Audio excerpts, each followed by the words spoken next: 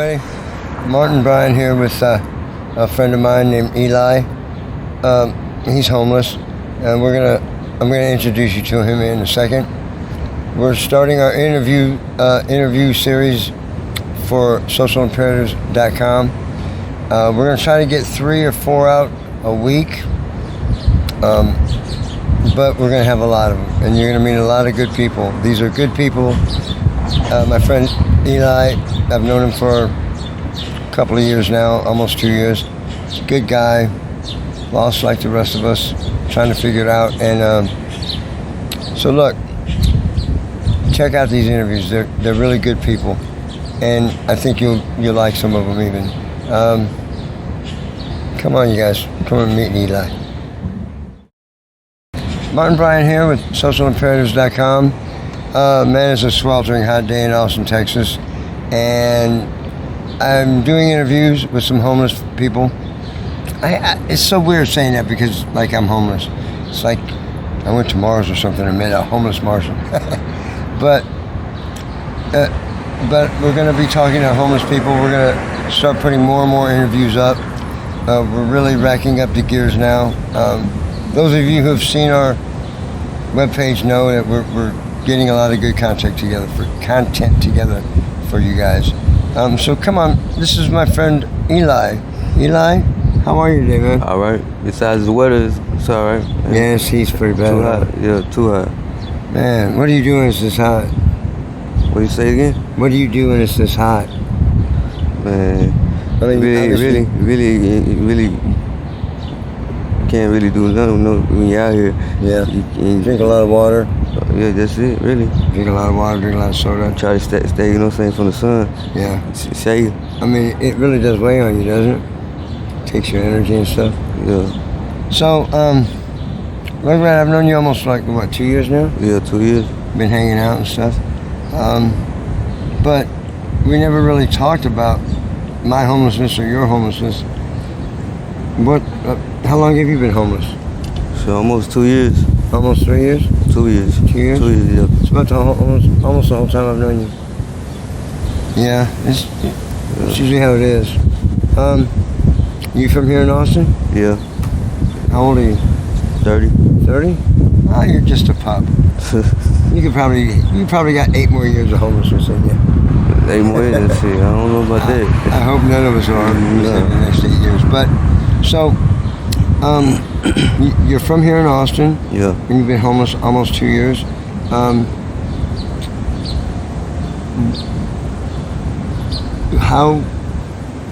Who raised you? What was your, before you were homeless, what was your life like? I mean, who raised you? See, my grandparents, my grandma, my grandpa. Your grandma and your grandpa? Yeah. What happened to your mom and dad? My dad, he left me before I was born. Really? Yeah, and my mom, she just wasn't a mom, you know, when I was growing up. Mm-hmm.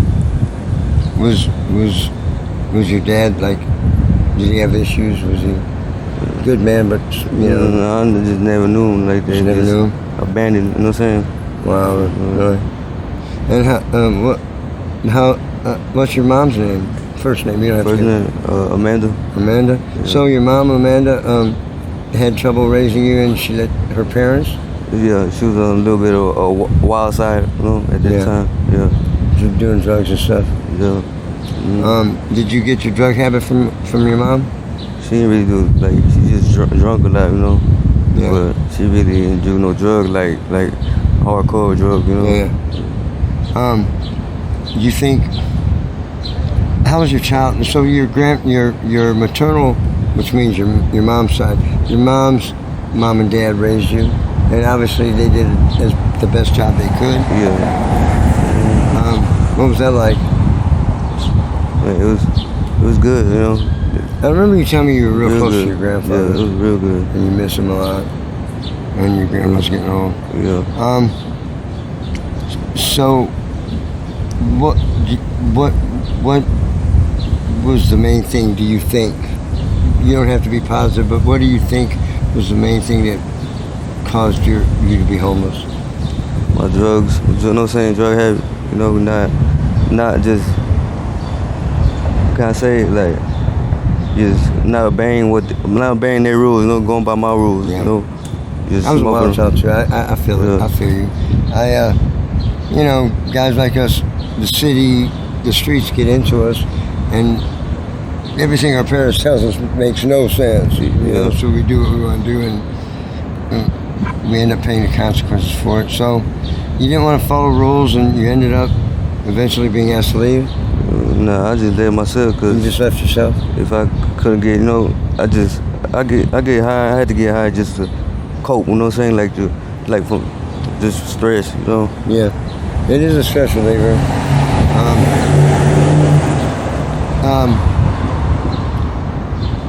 Do you mind telling me what your drugs of choice are?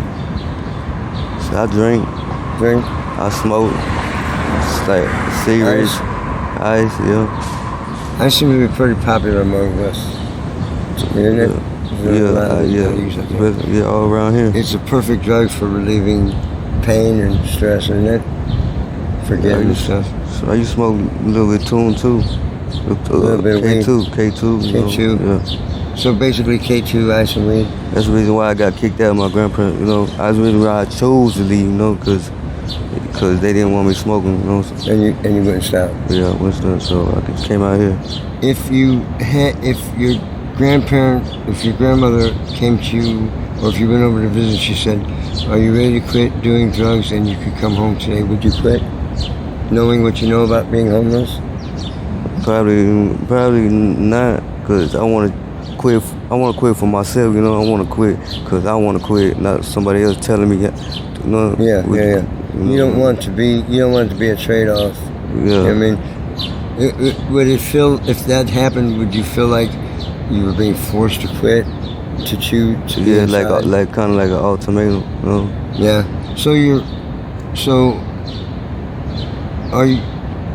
Would it be fair to say that you are willing to stay homeless to do drugs? Yeah, but at the same time, being out here, it really toughens a person up, you know, like gets a person to feel society out here, you know. Mm-hmm. How to make it out here by yourself without nobody helping you out. Yeah. You hustle, you make money, you buy food, cigarettes, drugs, right? Me and you hang out a lot. I tried to quit recently. Remember? I made it 9 days, and I failed. So I feel you. It happens to the best of us, man. It does. I mean, with drugs, you have to be at that point where you just enough's enough. Yes, enough's enough, and whatever happens, but you know you have to quit. And all of our friends are drug addicts. Right? Yeah. So we know about this thing here, this thing of ours, to quote the Godfather movie. But what would you say it would take to get you wanting to actively seek help from the city, from whatever agencies there are giving us help? What do you think you could live inside, and if the city or one of the agencies got you an apartment, do you think you'd be willing to work, modify your drug use so that you could work, pay a little bit of rent? Could you do that? Yeah, I would consider that, cause Do you like being out here? No. And you do want to be inside? I'd rather be inside or around. Some of them are loved ones, that care about a person, Yeah. but someone just talk down on a person, make a person want to do more drugs than that. Have you ever, has a doctor or any healthcare providers, professionals, school counselors, has anyone ever told you that you may suffer from a learning disability? Does that have anything to do with it? Oh, yeah. Yeah? Okay, well, I don't want to get too personal. I'm not going to ever get too personal about that. I read an article in Psychology Today where it said learning disabilities can help cause homelessness. is school something you'd like to think about doing? Maybe like at least your GED or a technical thing? I go back to school, like just get my GED or even get a trade, Would you be willing to go to like an 8-week, ideally vocational type program? And what would you like to? What are your interests? I mean, if you went in and talked to a program coordinator or whatever. My mama told me that too a while back. She was like, man, you don't know what you want to do in life, like what you want to have a trade for. I couldn't even really think about what. So you don't really know yet? Yeah, and I'm already getting up there already. Years are going by quicker and quicker. I mean, you're 30 years old. Yeah. And time does have a way of slipping past us. So, what, you have a nickname? What do they call you out here? What do we call you out here on the streets? Rugrat. Rugrat? I don't know Is that why. because you're short? Shit, I don't never know why. They used to call me Marty, Farty Marty, Party Marty, Farty. Hey, Farty Marty. I don't even remember a time I farted in class, but all of a sudden, I guess because it rhymes, made the kids laugh.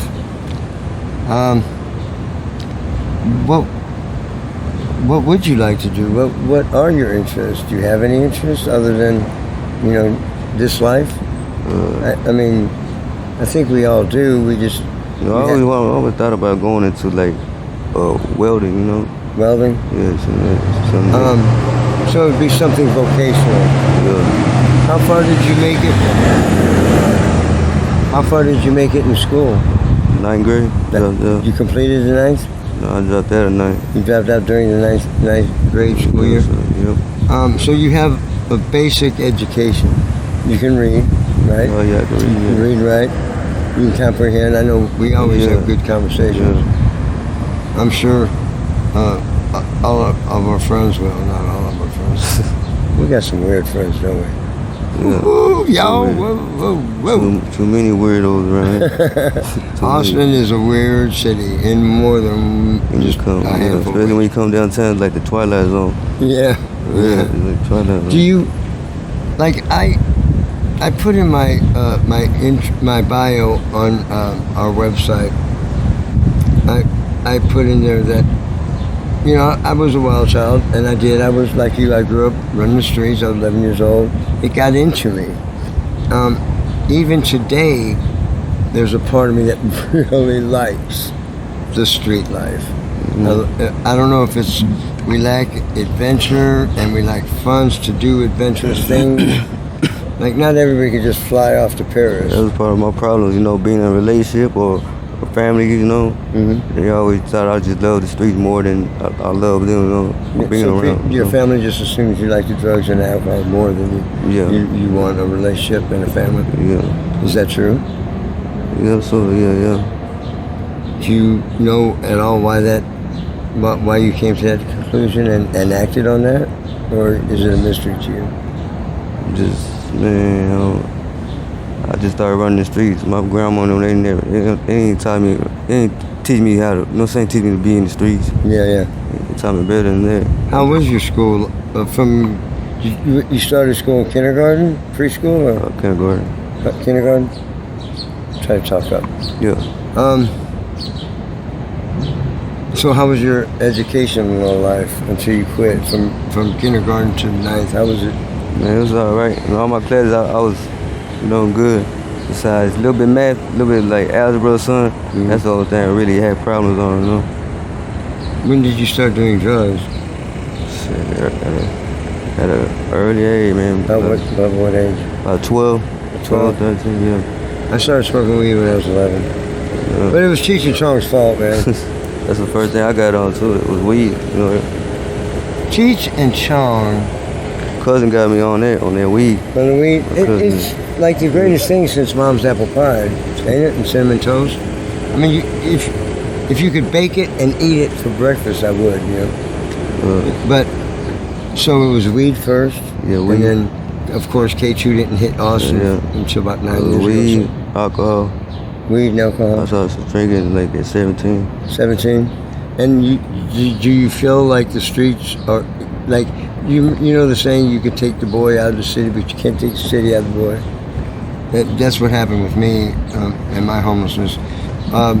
When did you experience meth, and when did you realize you liked meth? We don't like it, but we don't like meth. Really but like it, baby. But I experienced, How old were you? man. I just started like maybe like recently. You know, I started snorting it. Before, like I want to say maybe like 5 years ago. You know, 5 years old? not 5 years ago. You know, that's 5 when I years started ago. So doing you were it. about 25. Yeah, So in your mid-20s, you tried meth and you liked it. yeah. Started snorting it first, then smoking it. Could you quit? Do you think you could quit? Yeah. What do you think? Do you think you're addicted? Have you ever tried to quit meth? Mm. Is it because all of your friends, including me, do meth as well? And we just like, that's how we that's what we do when we hang out. Like, you know, people who work together will get off work and they'll go to a bar Yeah. and they'll have beers. So that's how they relax. And we can't afford to do that. I just get a rush out of it, you know. Yeah, it's exciting. Yeah, that's just really it. Well, I did try to quit. I gave it a good shot. I feel like I could have made it. I feel like I could have made it. And I feel like I let some very good friends down. But my friends understand. They get it. They don't approve at all. Just Yeah. like your grandma doesn't. But they get it. Yeah. They get it. But they really don't. We've already fallen down that rabbit hole, and drugs like meth Yeah. are great at making the day go by better. I mean, don't we seem to have more fun when we're intoxicated? Right? Time go by quick too. It does. It does. Do you ever feel like street life is incarcerating you? I mean, like you're stuck here? Yeah, but either you get out the streets or you're gonna end up dying on the streets, or or getting locked behind, you know, cages, or you know, those two is really, you know, it's gonna happen, you know, eventually, you know. Yeah, it could. Well, Yeah. I mean, everyone's going to take that trip. Yeah, We can't get away from our own fatality, but you see yourself one day in your own place. yeah.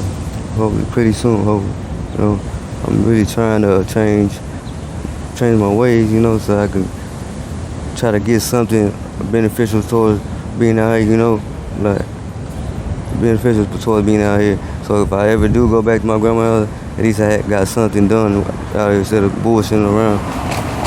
Is that important to you, your grandmother? I know you've told me, you've talked a lot, and your grandfather was everything to you, Yeah, and your grandmother is too. yeah. Your relationship with your siblings, your brothers and sisters, up and down. It's up and down. Yeah, they ain't never been in my shoes before, so they could talk big shit about me, you know, but Yeah. they couldn't even last, you know what I'm saying, like a day in my shoes, you know. Yeah, I get that from strangers. You can feel vibes. Yeah. You can feel vibes. You really can, and you pick up on vibes. And for some reason, it just makes sense to you why they do this. You know what I mean? They do it because they love you, but then again, They don't know how to explain it any other way. talk too much shit. You make a person really want to do more drugs, you know, than a person already doing, you know. So, your character, your temperament, not your character, but your temperament, because he really is a good guy. He really is. Well, appreciate it. He deserves better. I mean, I don't know why Eli fell. I'm not even sure why I fell through that rabbit hole and then homeless. But we're here. This is a human being. His grandmother, I've never met her or any of his family. His grandfather passed. When did your grandpa pass? Like A year ago or something? like almost 2 years ago. Like two and a half years, maybe. 2.5 years, yeah. And so we, and then of course that probably made it easier to just fall deeper into the street life. Yeah. I've heard you say that you want to make your grandmother proud. Yeah, before she leaves this earth, you know. Yeah. At least I did something. What do you think you could do besides coming out of homelessness 100%, and that would make her feel good about things. Like put a little effort towards doing something with my life instead of ruining my life, you know, before she passes. You know, I would like to see her, you know, at least happy, you know, that I did something with my life before she leaves this earth, you know. I know. My dad died while I was on my way to prison. I couldn't do it with my grandpa, you know. It broke my heart. Yeah. Have you ever been in prison? You been convicted of anything? Yeah, I did 3 years. So, the drugs, the criminal conviction was that for selling drugs, right? Yeah. So, once you started doing drugs, you did drugs before you tried to sell them, right? Is that right? Yeah.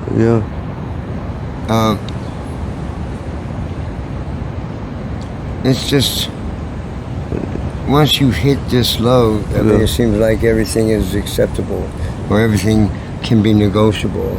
At least that's the way it feels like with me. I ain't around nothing but people that sold drugs or got on drugs, you know. All Your my high life. school friends and your grade school friends were into drugs, and so you were around drugs a long time before you even became homeless. Yeah. Would you ever go to ECHO, the local agency here, ECHO, or the other one's foundation, or one of the other places where you go and do the survey and ask to get housing? Yeah. Would you? I'm about ready for that my damn self, to tell you the truth. Not because, I mean, physically, I think I can handle it for the rest of my life. God's given me great health, and obviously you're a healthy younger man. Yeah. For how long though?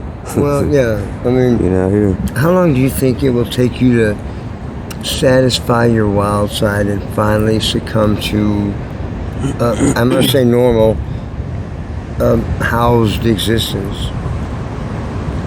How a year, 2 years? I mean, how long do you think it will be before you are ready to, not necessarily quit meth, because I know people who travel around the world and buy meth. It don't take a day or a month, or it takes a while for a person, you know, to get over addiction, you know. You know, I feel that, man, and I think that's one of the reasons why we're friends, because I felt like my parents didn't know what the hell they were talking about. It turns out they did. The mistakes are mine. Yeah. Do you feel like that? The mistakes are yours? Yeah, man. It's like all my younger time, you know, like when I was like 14, 15, I really, you know what I'm saying, went by my rules, you know. My grandparents couldn't really, they could say it, but I just, you know what I'm saying, one year after the other, you know. Yeah. They dropped me out for school and I just burned off on those, you know. And when I was younger, when I was like 12, 13, my dad would chase me around the neighborhood. Get in the house, it's dark out, what are you doing? And I'd just run from him. And me and my friends would take off laughing. I remember one time, I was about 13 years old, I stopped running and I looked down and he was standing by the garage and he was just shaking his head, and I felt this horrible pain that I had just disrespected the most important man in my life. But then the devil woke up in me and said, come on, man, don't be a whoop. Let's go. And I went and ran the streets.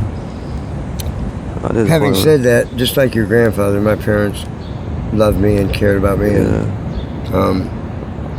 I'm just really disappointed in all my family, you know. Like, with me being out here, you know.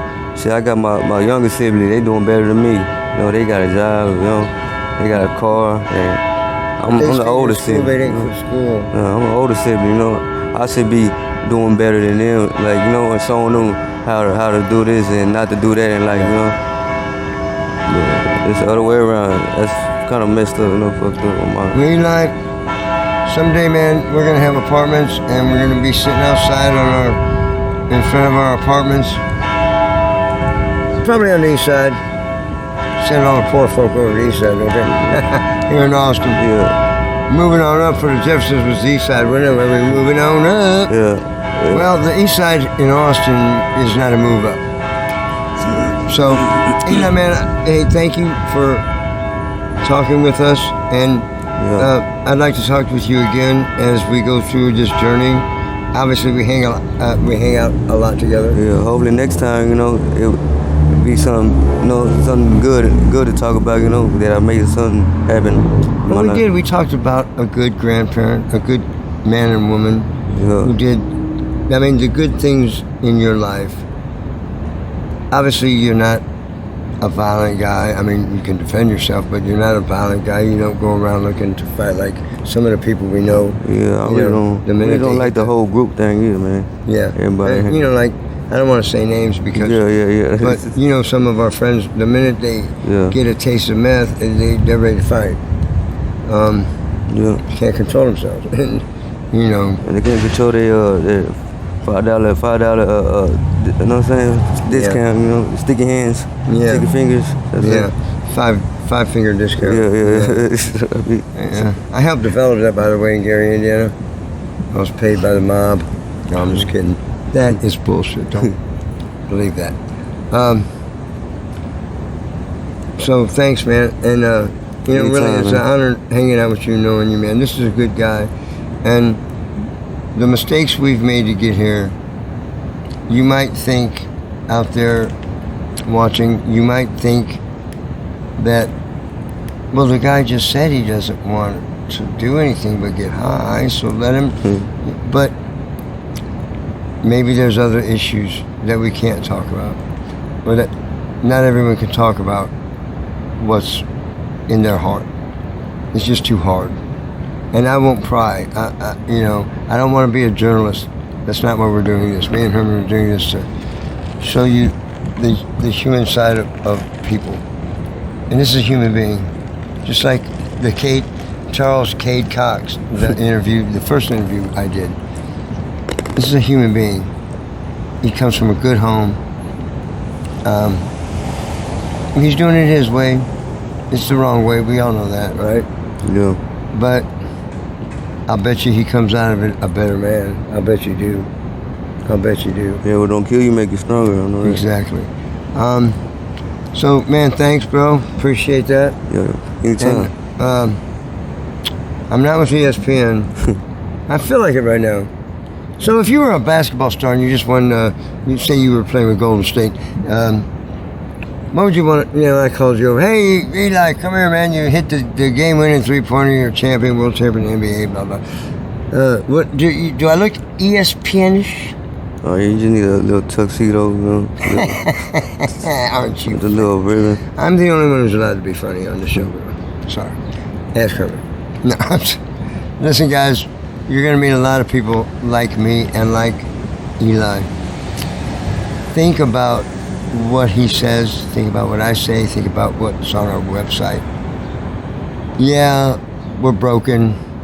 Yeah, we do things. I'm high right now. I didn't really want to say that because it hurt me when, I had to realize that I let my friend Herman down. Because he is very important to me. His family is important to me. But it is what it is. I'm doing the best I can. Eli is doing the best. I can assure you, he's doing the best. Oh, yeah, we're going to make it through it, Martin. I think so. Yeah.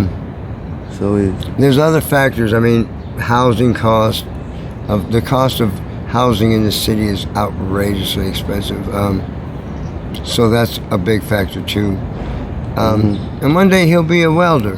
Or maybe a heating and air conditioning. I'm going to prove everybody wrong, Huh? That's my number one, like, priority, prove everybody wrong. You know what I'm saying? Prove myself, really.